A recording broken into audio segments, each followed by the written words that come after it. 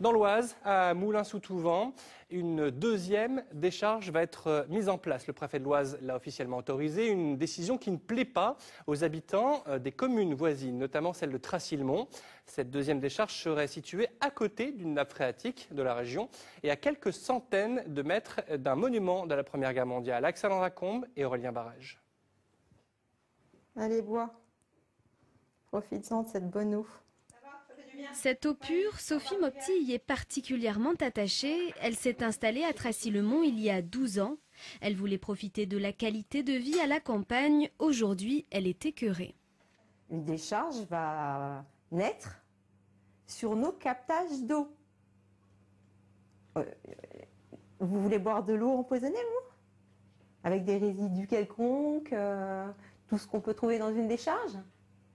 Ça va passer dans notre eau potable. Je ne peux pas servir de l'eau comme ça à mes enfants. Je vais être obligée d'acheter de l'eau. C'est sur ces 6 hectares à quelques kilomètres de là qu'une entreprise pourrait bientôt commencer les travaux d'une deuxième décharge. Le préfet vient d'en autoriser l'exploitation.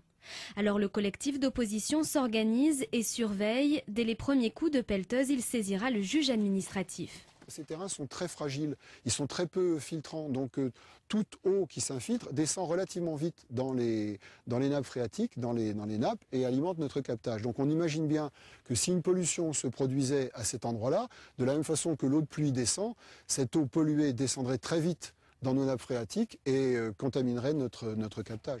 À quelques centaines de mètres, la butte aux Oeuvres rappelle le souvenir d'une bataille et des soldats enterrés vivants en juin 1915. Un lieu de mémoire que le maire espère encore pouvoir protéger. C'est un grand sentiment d'incompréhension qui domine, sentiment de honte aussi, parce que c'est vrai que tout ce territoire, qui est un territoire qui était la ligne de front en 14-18, c'est impensable, je le redis, j'ai déjà dit, c'est totalement impensable qu'il puisse un jour être enfoui sous les décombres et sous les ordures ménagères.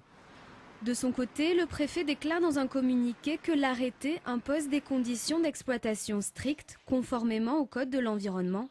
Une chose est sûre, la bataille de la décharge de Moulins-sous-Touvent est loin d'être terminée.